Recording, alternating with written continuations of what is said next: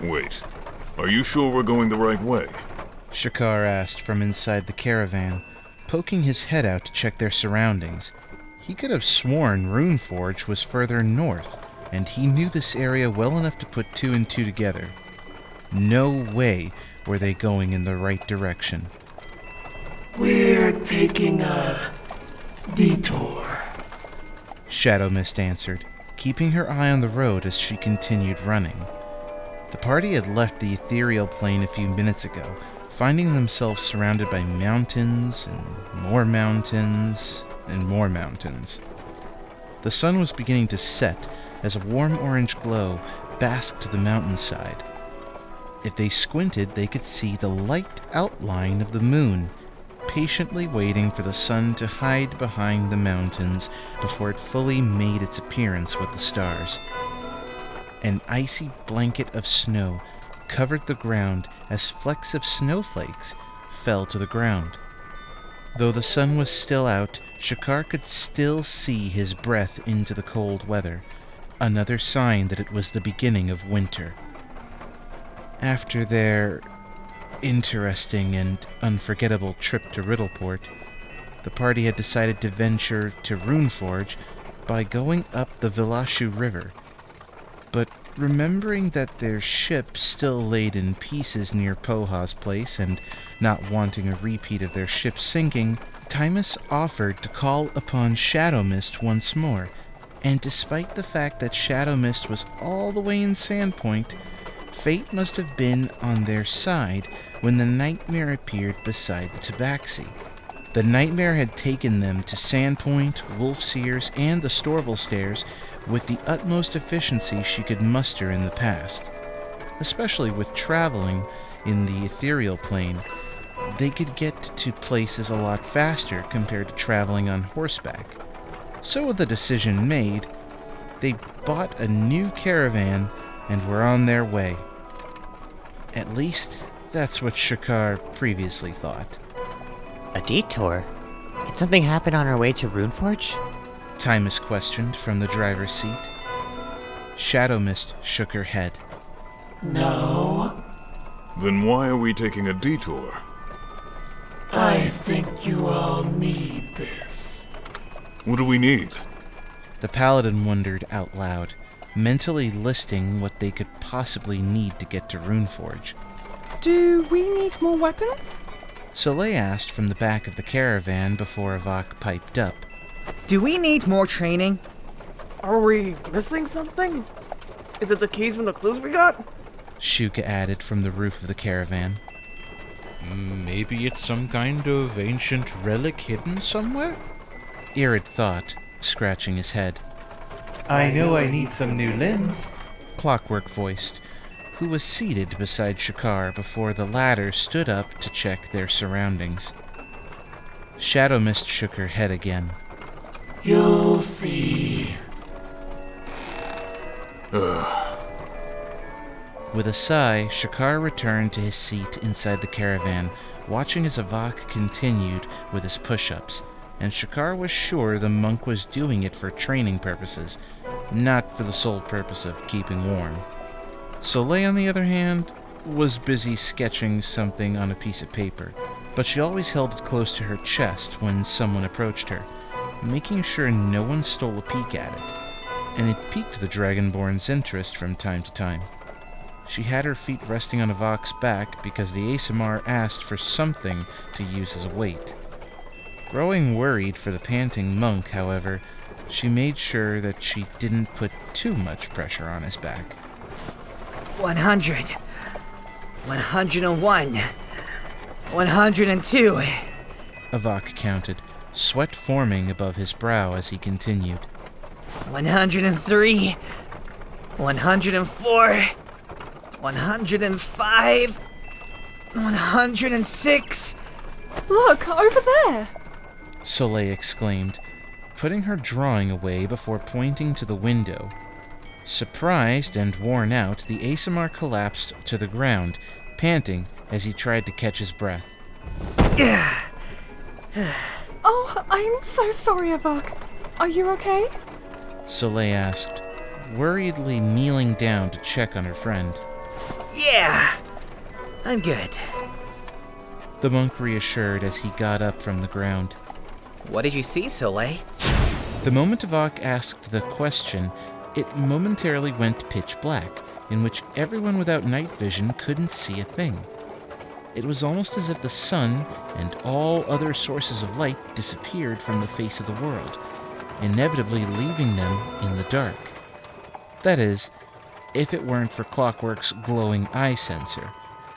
But even then, everything was still fairly dim. What's happening? Sha'karr questioned as his voice echoed back with the same hint of confusion. Yeah, where did the lights go? Soleil added, as she tried to feel her way through the darkness. It appears to be that this place lacks torches. Clockwork noted from his seat. Place? What do you mean, Clockwork? Grabbing Soleil's hand before she could accidentally hit someone, Avack gave it a gentle squeeze. Don't worry, I'm here. I'll help guide you two like I did last time.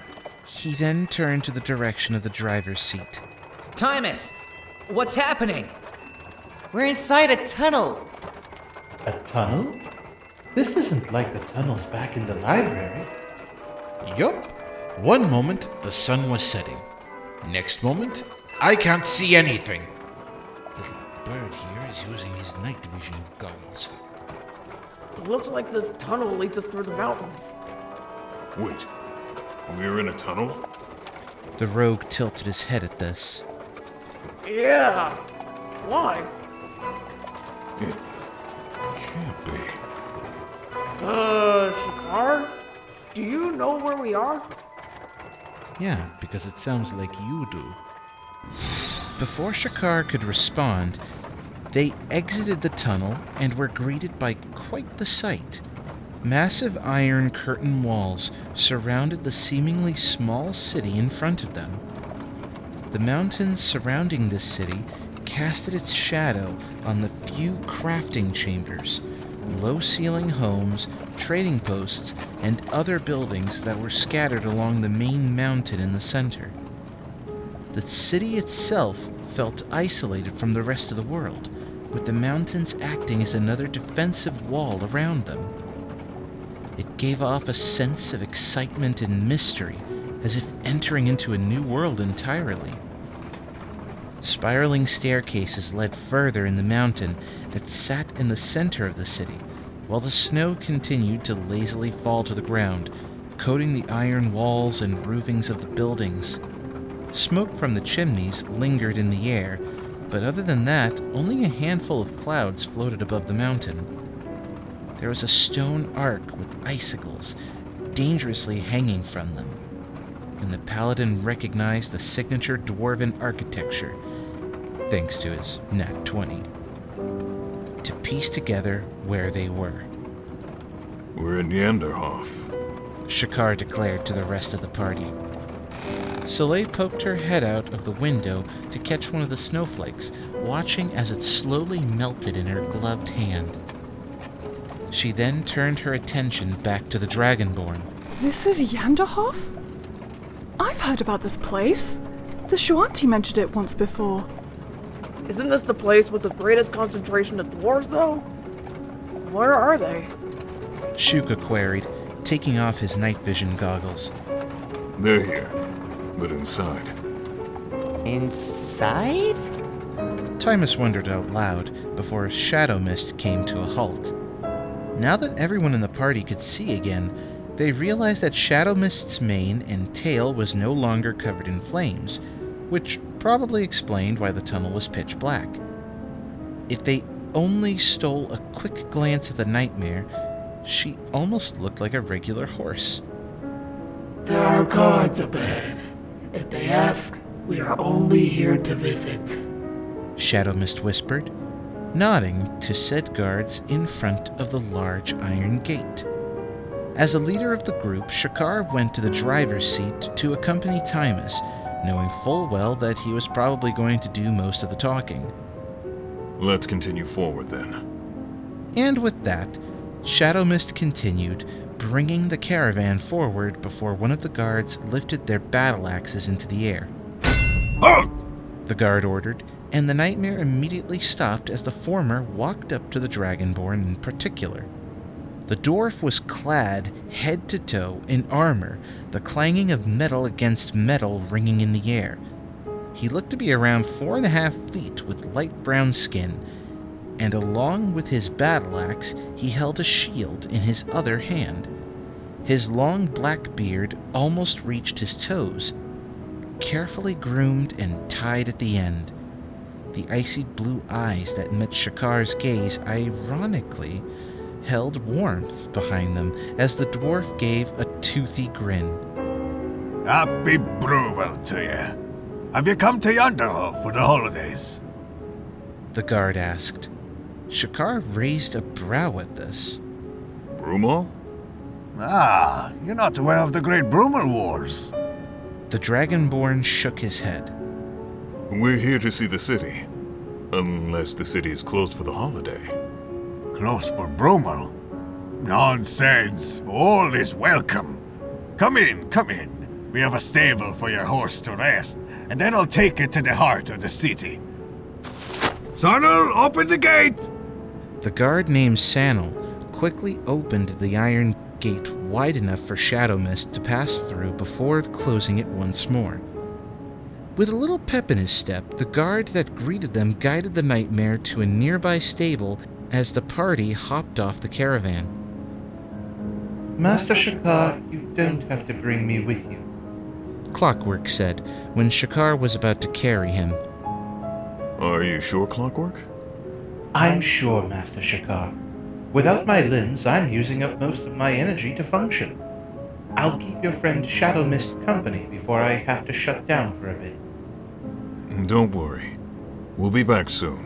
We still have a long way to go to get to the Rune Forge. Take your time and enjoy Brumal. There was a book in the library that mentioned this holiday. Really, what is Brumal? You'll learn soon enough, but it appears the dwarf is waiting for you. I'll see you later, Master Sha'karr. See you later, Clockwork. The paladin waved to the Clockwork librarian before realizing the latter didn't have any arms to wave back with. Slightly embarrassed, he rubbed the back of his neck before turning around to join the rest of the party. He was the last one to exit the caravan, to find the dwarf waiting for him all right. Extending his hand to Sha'karr, the guard introduced himself. By the way, the name's Ansel. Not a common name here, but I like it. What's your name? The paladin grasped the dwarf's hand and gave it a firm shake. My name is Sha'karr of Clan Demorev. Pleasure to meet you, Demorev. After shaking hands, the Dragonborn noticed from the corner of his vision an interesting badge on Ansel's chestplate. It seemed to have been crafted by metal, with red painting lining the edges. In the center was a carved image of a dragon. What's that? Is that the symbol for your clan? Sha'karr queried, pointing to the badge. Ansel shook his head. No, this is not a clan thing. It's how do I word this? It's a tradition we have here for citizens. Those icy blue eyes then widened as realization struck him. You know, I know someone who can explain Brumal better than me. Follow my lead. Then by all means, lead the way. Sha'karr encouraged as the dwarf began marching to the mountain in the center. As the party followed close behind, Shuka gently nudged the Dragonborn next to him. So today is Brumal? What is Brumal exactly? I'm not sure. I guess we're going to find out. Yeah, and me and Soleil understand all spoken languages. But we didn't understand that. Well, we may know the language, but that doesn't mean we know what some of the words mean. Irid abruptly stopped in his tracks, with Thymus accidentally bumping into him from behind. Rubbing his head, the tabaxi asked, What is it, Irid? The larger avian pointed to the darkening sky with a taloned finger. Aren't you going to... you know? Irid imitated sharp claws until Thymus's eyes widened with realization. Oh yeah. Isn't it almost nighttime? Avack wondered aloud as Soleil grew worried. Do you feel like howling at the moon? No, I don't think so. Thymus answered, tugging on his shawl. It only looks like it's nighttime because of the mountain shadows. Shuka explained. The bard stole one glance at their dwarf escort before returning his attention to Shuka. But how would they react if he transforms? Well, he transformed in Riddleport and there was no issue. Sha'karr recalled before quickening his pace to match Ansel. Excuse me. Do you mind if I ask you something? Ask away. I'll try to answer you the best I can. Are werewolves allowed in your city? Werewolves? You have one amongst you right now? Yes, but I promise you he has full control of his wolf side. The dwarf ran his hand through his beard before nodding. I'll talk to the other guards, but this shouldn't be too much of a problem, as long as he doesn't bite anyone. Speaking of, which one of you is the werewolf? Thymus timidly raised his hand. I am. But you're a cat. Ansel stated. Remembering when Poha mentioned something similar, the druid let out a shy laugh. Oh, I get that a lot. Looking the tabaxi up and down, Ansel reasoned. You don't look too intimidating. When will you be transforming? Usually when the moon comes out. Well, the sun is setting, so you might be transforming soon. Lucky for us, we're heading to the tunnel now, and almost everyone is already inside. No one will see it transform. The tabaxi let out the breath he was holding, relieved that that problem was solved. Taking a torch from a box of torches, Ansel lit it with a nearby campfire before turning to the rest of the group. The tunnel behind him looked almost intimidating. Even with dark vision, the party could barely see what was in the tunnel. Don't worry, the tunnel isn't as dark as you think. Ansel reassured, noticing how they eyed the tunnel. In fact, we added something a little special for the holidays. You'll see. Exchanging confused glances, the party shrugged and decided to trust the eager dwarf. Walking in a line and forming a chain, mostly for the sake of those without night vision, they followed Ansel, who led them inside until they couldn't see the entrance. On the bright side, at least they had a torch to light the way, right? Now, watch this. Ansel exclaimed. He then blew out the torch, much to their dismay. Are you sure that's a good... Sha'karr started before his jaw dropped almost to the floor at what happened next. The wall torches on both sides began to light up on its own with a brilliant red flame. Then another wall torch lit up, but this time with an emerald green flame. As if a wave of magic caused such an event to happen, the colors of the flames continued to alternate between red and green as each torch lit up one by one, lighting up the whole tunnel.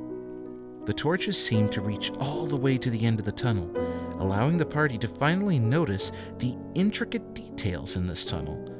Since the tunnel was made into the mountain, the walls were made with stone and were polished until it was smooth.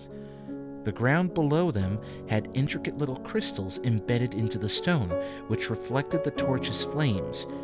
There were also dwarven carvings lining the walls, and with all the torches lighting the way, the carvings almost looked like they were glowing.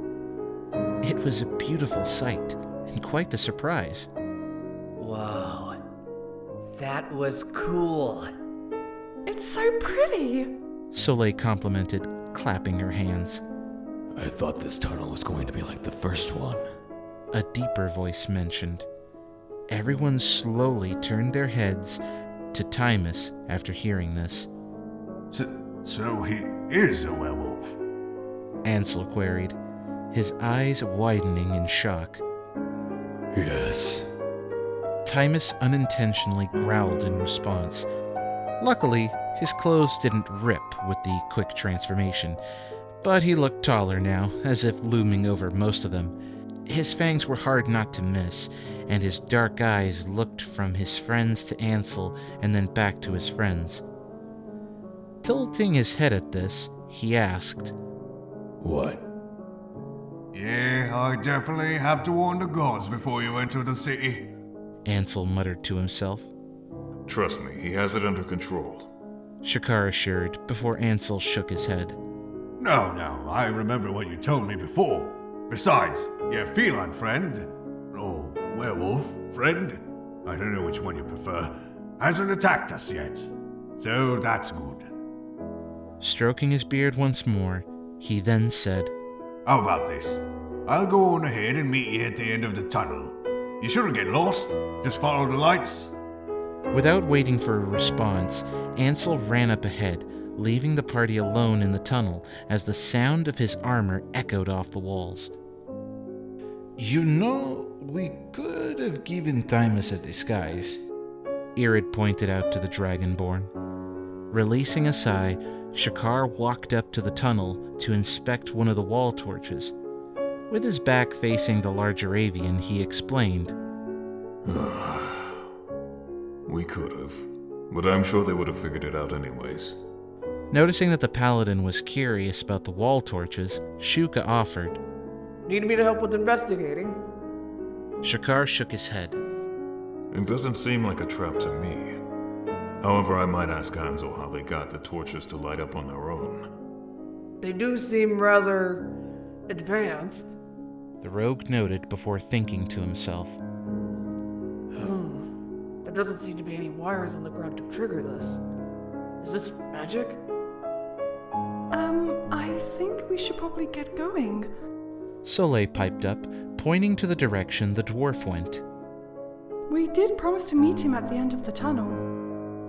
With an idea forming in his head, Avack grinned before looking to the rest of the party. Race you to the end of the tunnel! As Avack ran off, Shuka shouted, Avack! Get back here! You don't know what or who else is in this tunnel! The only response the Aarakocra received was the voice echoing back. Avack was well out of sight. Facepalming, Sha'karr muttered to himself. Oh, you've got to be kidding me.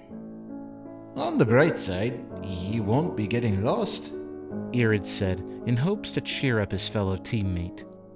Right, where's Soleil? Avack! Don't run off by yourself, you could get hurt! They heard Soleil shout, followed by the dying sound of her heels making contact with the stone floor. I'll get them. Thymus growled before getting on all fours. He too then ran after them. So, are we all just running, or... See you, Shuka? Irid interrupted, teasingly brushing his shoulder against Shuka as he began running. Rolling his eyes, Shuka mumbled, Ugh. Seriously, Irid? Before following his avian companion. Realizing he was the last one, Sha'karr shouted, Wait up! With a sigh, he then ran after them, though his armor sadly made it hard to do so. It didn't take long for Sha'karr to finally reach the end of the tunnel, finding the rest of his team idly standing around. Ansel was nowhere in sight. Slightly panting, the Dragonborn ambled over to them.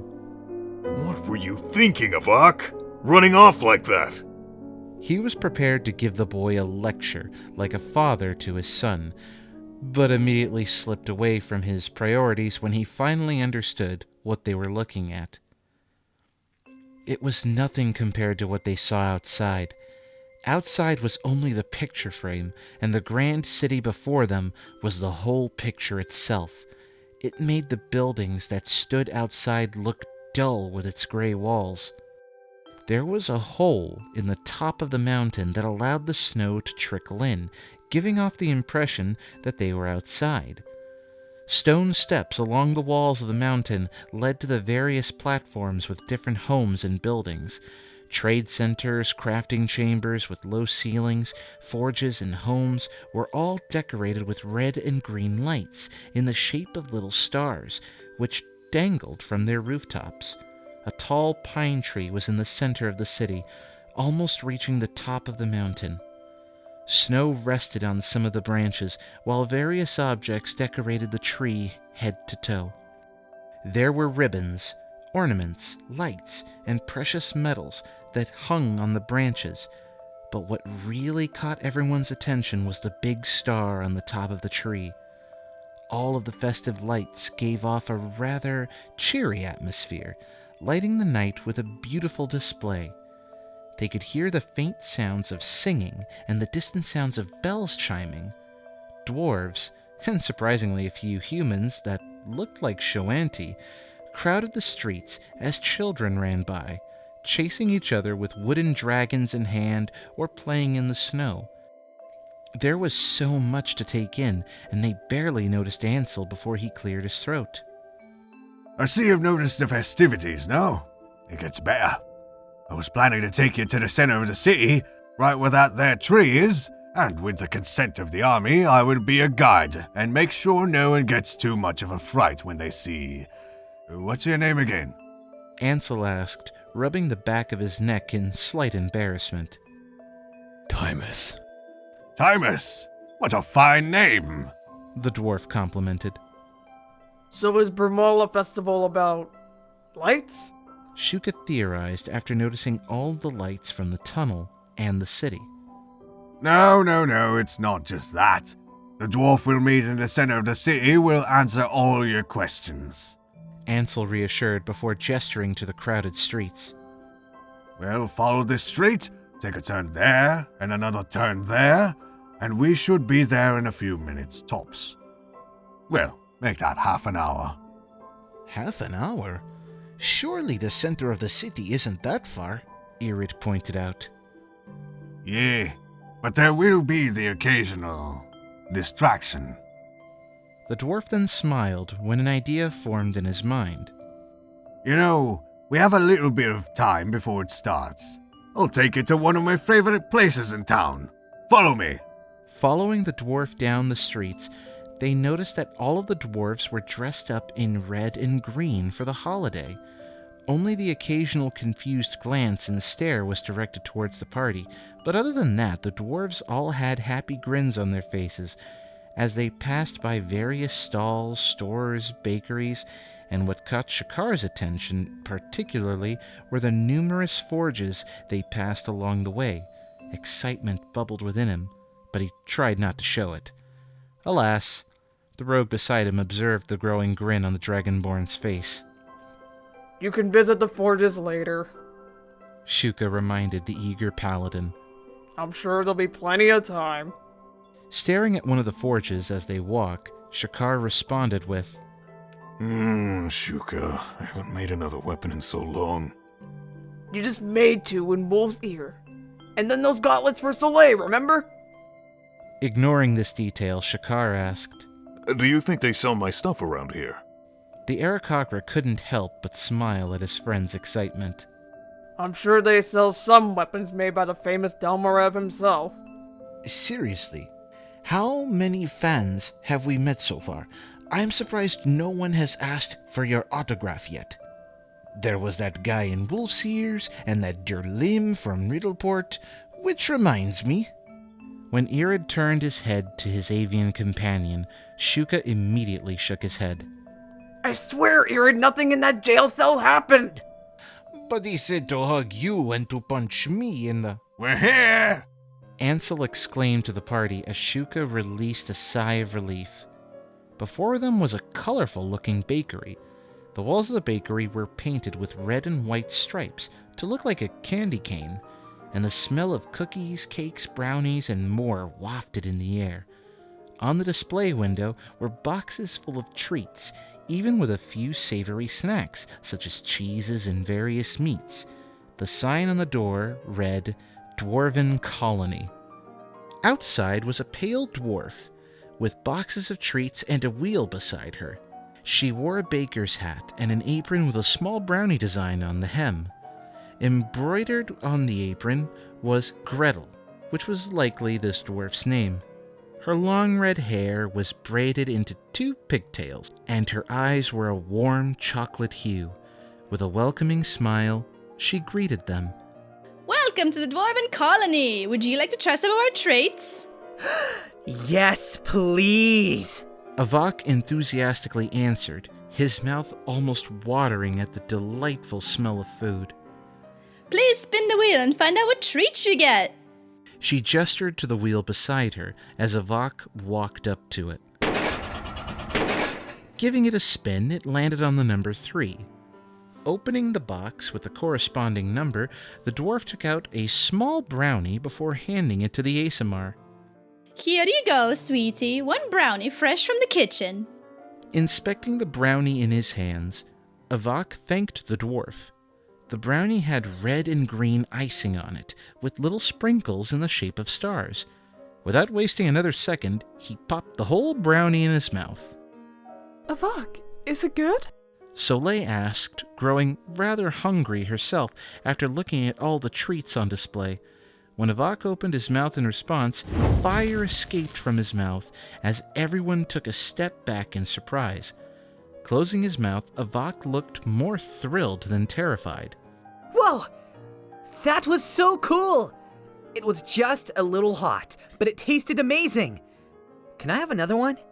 Soleil was dumbfounded at this. You want another one? Why not? What is this brownie called, anyways? Giggling, Gretel grabbed another brownie from the box. It's a spell-storing brownie. We stored a fire spell in this batch as our little surprise for the customers. Surprise? Thymus queried, tilting his head at this. Oh, don't worry, dear. Not all of our treats have tricks in them as a surprise. It's just for the spirit of Brumal that we do them today. Gretel explained as she handed another brownie to Avack. Wanting to elaborate further, Ansel piped up. It's tradition that today is a day of gift-giving, surprises, and so much more. The reason for this ties to what happened centuries ago. You must be taking them to the oral storytelling that'll happen in a few minutes. Gretel assumed. With a whimsical look on her face, she stared off into the distance as if they weren't there at all. That story never gets old, and I love how Rizvin tells it. Ansel nodded. It's always a pleasure when I'm off duty to hear at least a portion of the story. But I thought I'd take our visitors here to buy some treats for the show. Returning her attention to the party, she gestured to the wheel once more. Would anyone else like to try the wheel, or would you like to see our catalog for today? Nervous after seeing what happened to Avack, Soleil was too hesitant to try the wheel, which the druid noted right away. I guess I'll give it a try. Thymus offered in hopes to show Soleil that it wasn't that bad. Spin the wheel, then, Gretel declared. When Thymus spun the wheel, it landed on the number 9. Opening a different box with the number 9 on it, Gretel opened the lid to reveal a dozen cookies in the shape of stars. Handing the cookie over to the werewolf, Gretel presented. Here you go, sweetie. This one is our signature cream cheese cookie.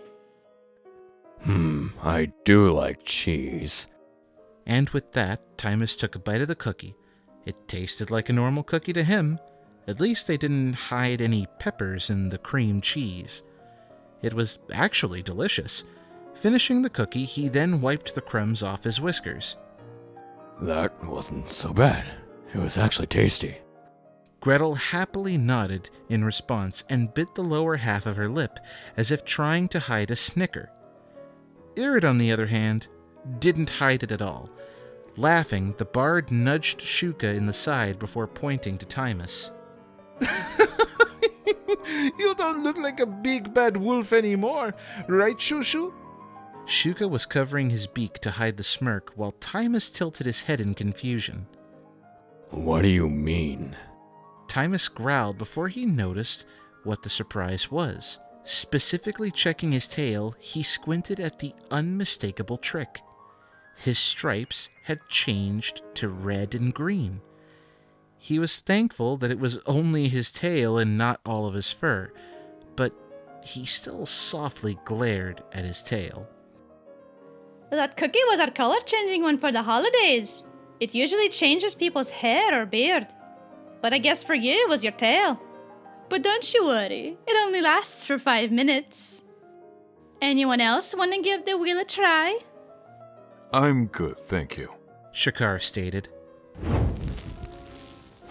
Soleil, what about you? Avack asked, already finished with his second brownie as fire escaped from his lips once more. I'm not sure anymore. You will never know if you never try. Who knows? Maybe Desna, the goddess of luck, right, will bless you with a little luck tonight. Gretel encouraged with a wink. I guess I'll give it a try. Taking a deep breath, she walked over to the wheel and gave it a spin. It landed on the number 1. Oh, number 1! You get one of my favorite treats, dear. Gretel cheered, opening the corresponding box. In this box, there appeared to be red velvet cookies, but this time the cookies were in the shape of poinsettias. Offering the box to Soleil, Gretel said, Go on, take one. Though the cookies did look beautiful and a little too good to eat, Soleil hesitantly grabbed one from the top, still looking unsure. With a gentle smile, the dwarf then grabbed one herself. Now here's the surprise. You see the cracks between the cookies? Soleil slowly nodded, waiting for the dwarf to continue. See, if you open it like this, you get a wonderful surprise. Gretel opened her cookie to demonstrate this. Yay, I got the peppermints! What did you get? When Soleil opened her cookie, her eyes widened in surprise once she saw the small star marshmallows inside the hollow part of the cookie. I got marshmallows. The marshmallows are really good, especially without hot chocolate.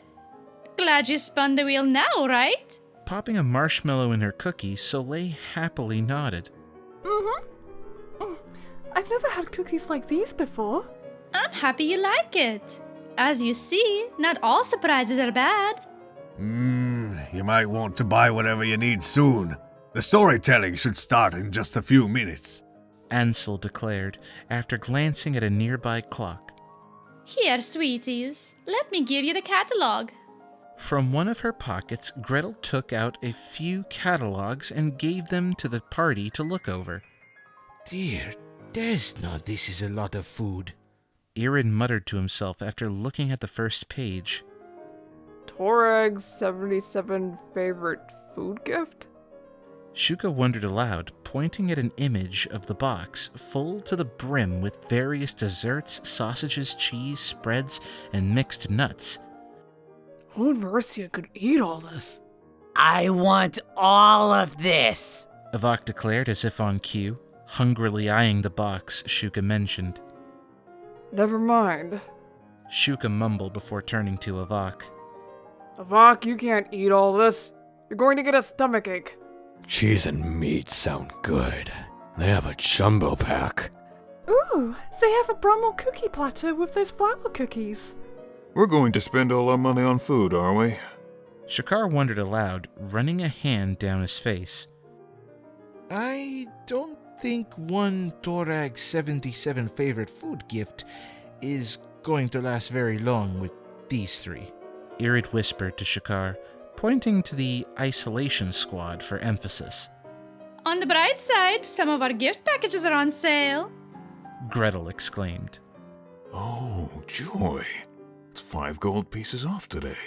Sha'karr thought to himself before clearing his throat. Well, I guess we can order. Looking through the catalog one more time, he was about to order until something caught his attention. Is that a dragon knife? Gretel nodded. Yup, the city is known for its forges and advanced inventions such as weaponry. We have this dragon knife so people can show it off while cutting the food. Okay, we'll order 2 Torag 77 favorite food gift, and no, Avack, you're not having both. The extra one is for the rest of us. 1 jumbo half-and-half pack for Thymus, 1 Brumal cookie platter for Soleil, 1 dragon knife, Shuka, don't give me that look, and would anyone else like anything? Sha'karr asked, looking up from the catalog. Ansel shook his head. Don't you worry about me. I'm planning to stop by later to get some treats for the rest of the army. Shuka, Irid, are you okay with the Torag's 77 favorite food gift? Sha'karr questioned, glancing towards the two Aarakocras.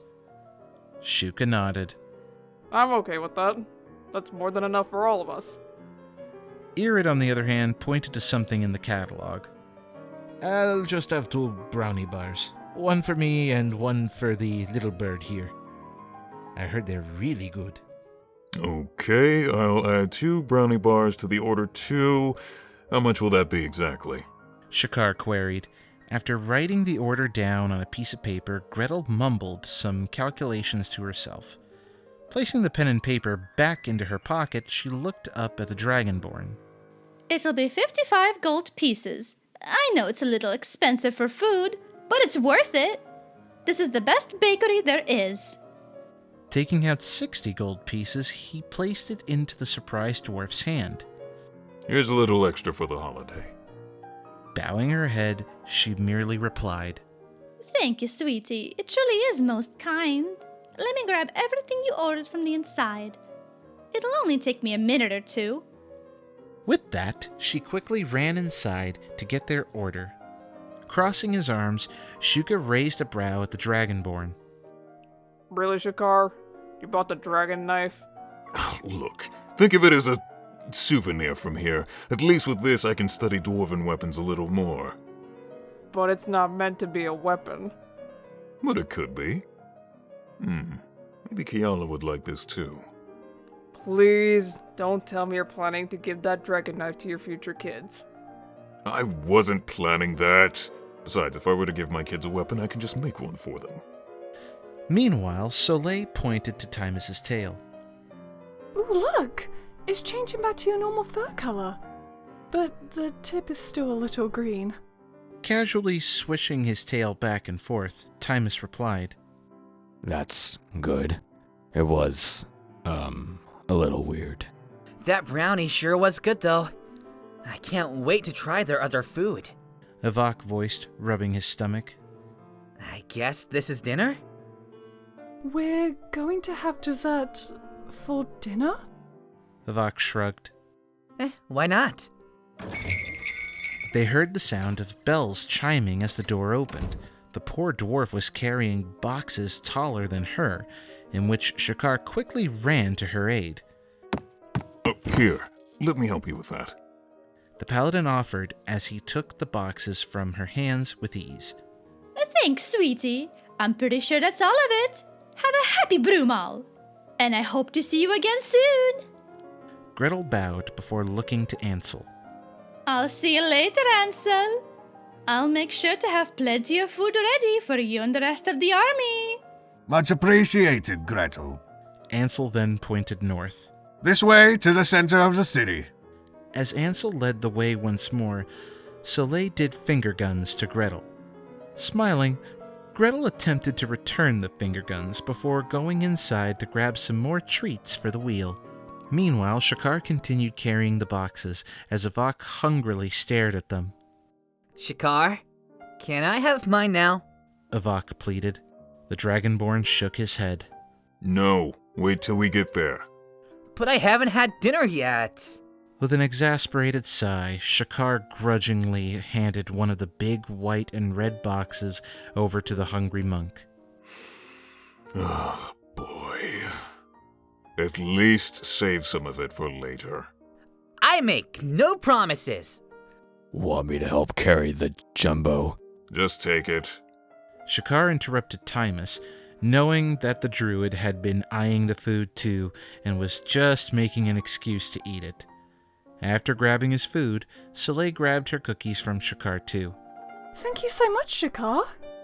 With the isolation squad already eating their food from Dwarven Colony, Sha'karr grabbed the bag on top of the remaining 2 boxes and handed it over to Irid.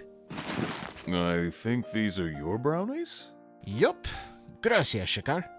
Grabbing the bag, Irid opened it and took out 2 brownies, perfectly wrapped with a Dwarven Colony logo on it.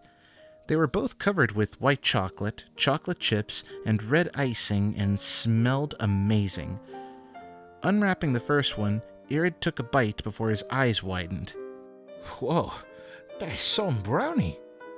Here, little bird, try it. Shuka took the other brownie, unwrapped it, and also took a bite. Wow, this is good. You know, this would make a great gift for our parents. We should get them some later. Oh, I haven't seen them in a while. But if we do, we should warn them with this. Definitely don't eat more than one brownie. I'm already full after just one.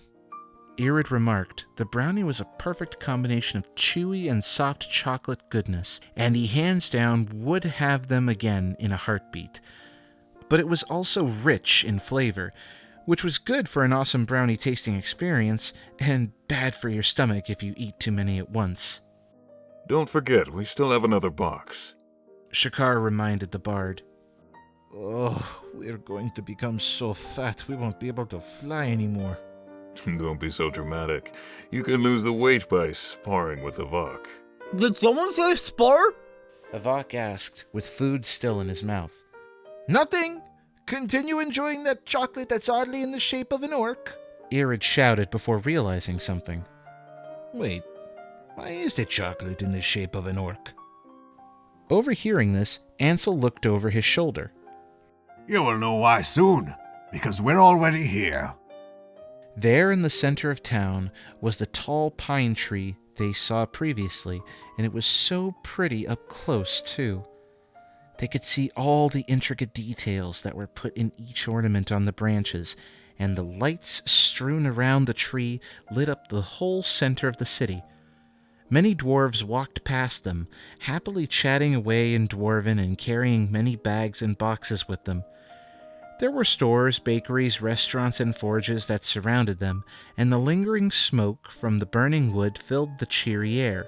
In front of them was an old-looking dwarf with children sitting around her, some of which accompanied by their parents. This dwarf had long gray hair, carefully braided into a waterfall braid. Tiny cyan beads decorated her hair, and her pale face had soft wrinkles, merely due to time. Her eyes were a nice azure color, and she wore a furry red robe over her clothes to keep warm. In her hand, she had a metal cane with interesting markings that were probably their language or some other symbol to represent something. Beside her was what appeared to be a wooden statue of a dragon, which was roughly a bit bigger than her. Visitors win? Are we just in time? Ansel asked, walking over to the older dwarf. A warm smile appeared on her face, making her seem somewhat younger. Why, Ansel, I haven't seen ye in a long time. Of course you're in time for my story with the children. Have ye come to hear it too? Ansel nodded before gesturing to the party behind him. I also brought some newcomers who wish to hear the story too. Rizwin turned to scan the party before her eyes twinkled with excitement and wonder. Newcomers, ye say? Why, come here and sit with the children. I was about to start the story of how our holiday Brumal came to be. Ansel immediately sat down as one of the children began climbing up on his lap. Laughing, he allowed the child to sit in his lap before he patted the empty spot next to him. Come on, no need to wait for an invitation. The story's about to begin. With this, the party ambled over and sat on the ground with their snacks in hand. The other children, who noticed said treats and goodies, crawled and ran over to the newcomers in the hopes of receiving some free food. The paladin opened his box and gave the kids a few chocolates and gummies, and even Avack, who was a little hesitant at first, gave a kid one of his brownies.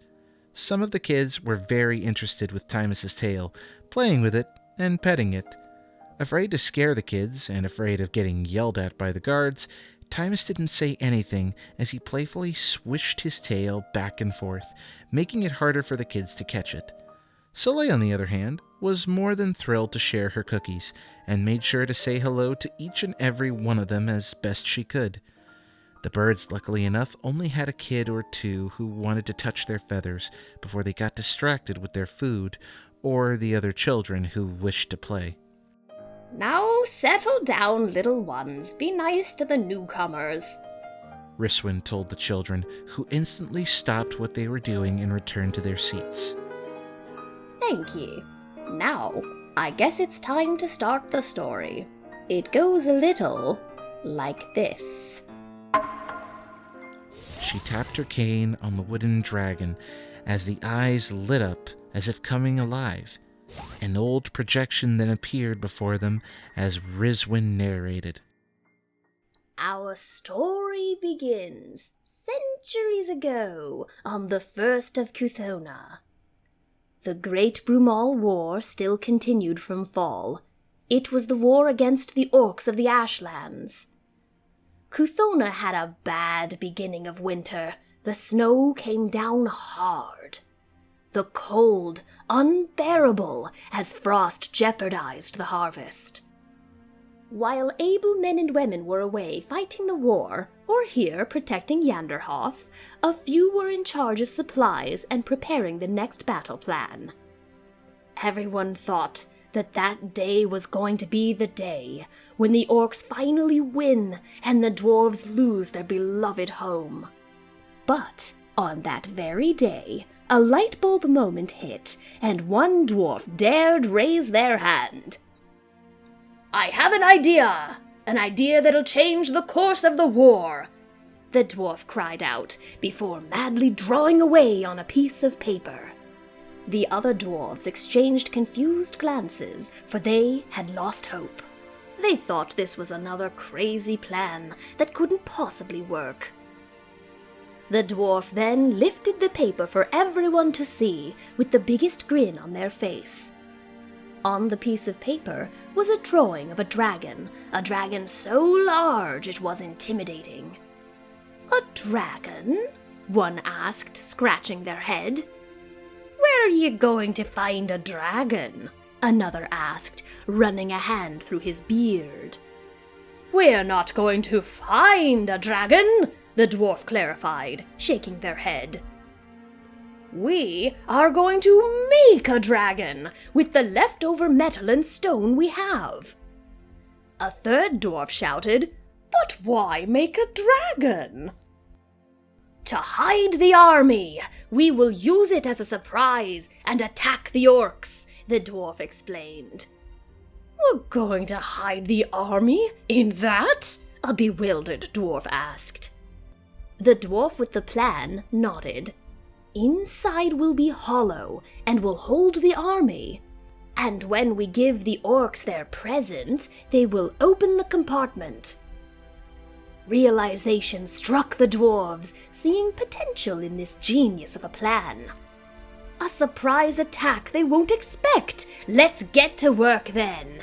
And so the dwarves worked day and night, building a dragon from scratch, something they've never made before. They were usually tasked with making new weapons for the army, but now they know that to win this war, they had to think outside the box. After all, why fight harder when you can fight smarter? Once their masterpiece was finished, the metal dragon loomed over them.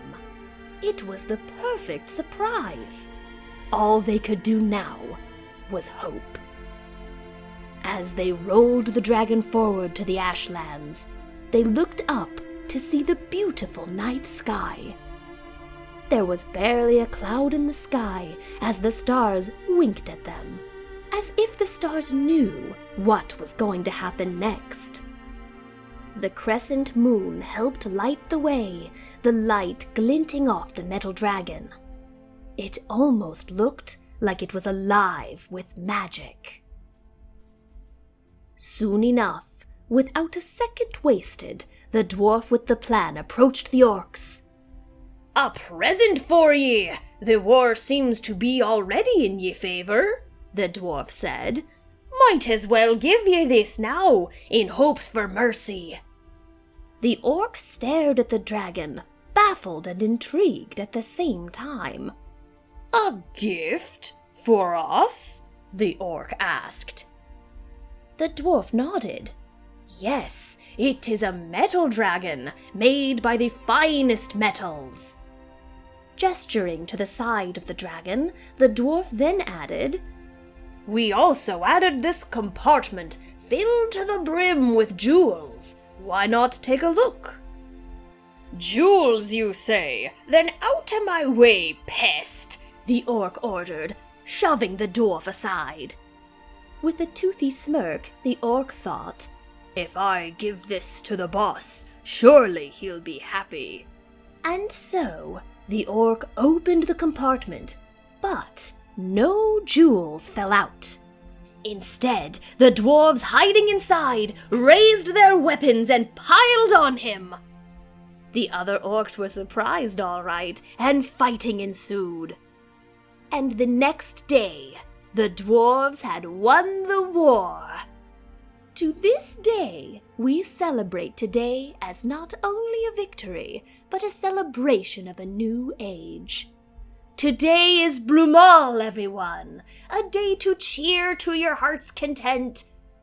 We wear red to symbolize the war and our burning passion, because without the passion to create inventions no one else has dreamt of, we would have lost the war. We also wear green to symbolize growth and hope, for even when we thought that the war was already over, even when we thought we would lose, fate shook their head, instead inspiring us to grow and show the power of the dwarves. We decorate the city with stars because it was on that night that the stars knew. They knew how the story would end, how it would all play out. The stars lit the way through the dark, cold night and shed a glimmer of hope that was more than enough. We give gifts not only for the sake of giving, but also for the joy of surprise, for it was surprise that gave us advantage in the war. Look around us now, at this city we built. Look at all the work we put in, and the creativity still continues. So, as this story comes to a close, I ask ye to remember the history of Brumal as ye celebrate the holidays. Remember that there is a reason as to why we celebrate, and I hope that one day, my dear children, that ye will pass down this story too, and let it live on.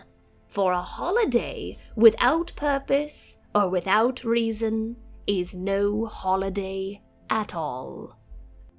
The glow in the dragon's eyes diminished as Rizwin took a deep breath. The end. I hope you liked the story. Everyone clapped, indicating that they enjoyed the story. The food the party had was nearly finished, and Avack wiped the crumbs off his face before thinking out loud. So the surprise attack helped them win? I should practice surprise attacks when I spar now. Oh, dear Bahamut. Sha'karr muttered to himself, already imagining waking up in the morning to get surprise attacked by the spar-happy monk. No way was he letting that happen. I don't think that was the only moral of the story, Avack. I liked the story, though. I'm happy the dwarves were able to win. Yeah, I've never heard this story before. So that's the reason for the lights and surprises. Shuka thought before a hint of a smirk appeared on his beak. I think I have an idea. So, I take you like the story too? Ansel asked the rest of the party, allowing the kid to jump off his lap before he stood up. She always tells it a little differently every year as her own little surprise. This one was just as good as the last one. Everyone else stood up too as Sha'karr turned to Rizwin. It was a lovely story, miss. Thank you for sharing your holiday with us. Rizwin's lips turned upward into a proud smile. And thank ye for listening. I hope ye and your friends have a happy Brumal. As for me, I think I'll grab some hot chocolate from the tavern. They always make them in the winter. Ye should try some when ye have the time. And with that, Rizwan waved goodbye to them before ambling over to one of the nearby taverns. Now, if you don't mind, I'd like to show you one last thing before I must return to my duties.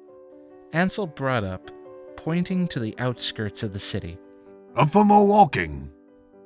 Sure. Lead the way, Ansel. Sha'karr answered for the rest of the party. Following their tour guide once more, they passed through many streets until they came across a snowy clearing. Children were building snowmen and making snow angels, while some of the older children and younger adults were sledding down the hills. Everyone seemed to be having a great time as the snow continued to fall. I thought I would take you here, where all you see is snow. It's a beautiful sight, not only the snow, but everyone's smiling faces. It always reminds me why I love my job. I want to protect these people so they can continue to smile and not have to worry about their safety. A smile of his own lit up his face before he turned to face Sha'karr. Speaking of my job, I shall return to my post before the day's work is done. I trust you will be okay on your own. If you ever need help, don't be scared to ask around for directions. I wish ye a happy Brumal.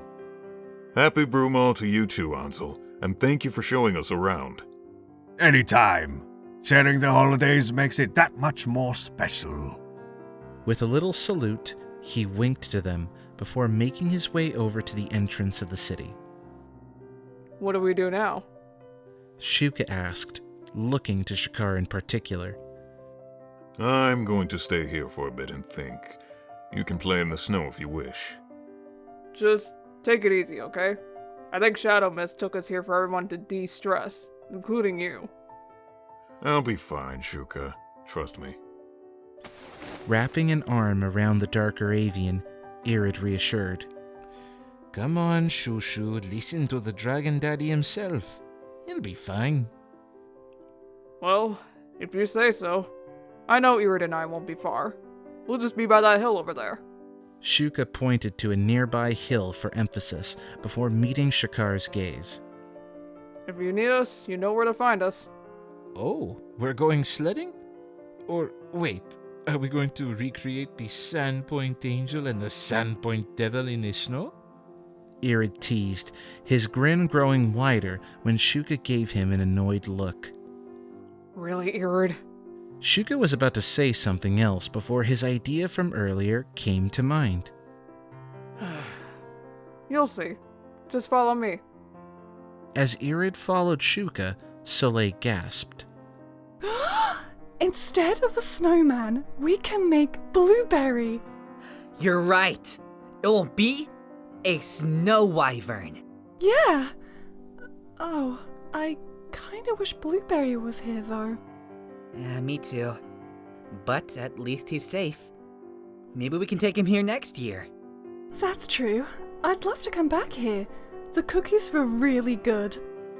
I like the cheese, Thymus stated, joining the conversation. Oh, Thymus! Would you like to help us make a snow wyvern? Thymus nodded, having nothing else better to do. And so the trio found a clearing and began starting on the snow wyvern.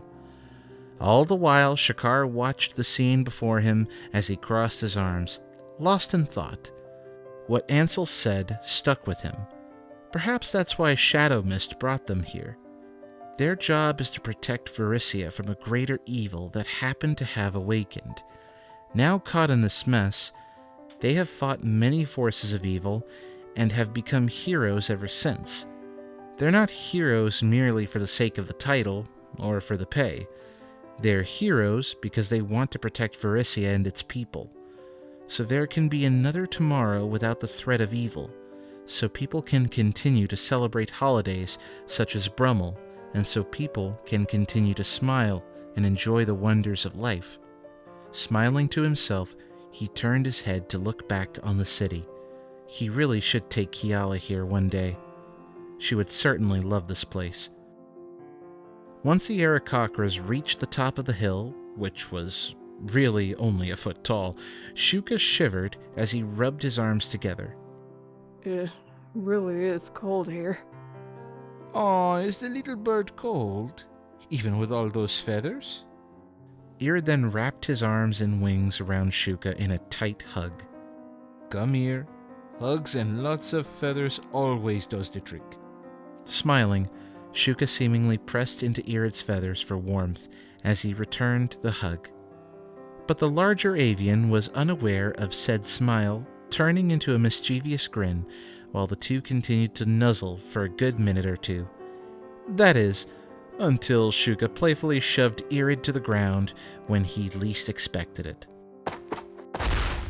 On his back and covered in snow, Irid slightly glared at Shuka. Seriously, Shuka? I thought you were cold. Happy Brumal, Irid. There's your surprise for today.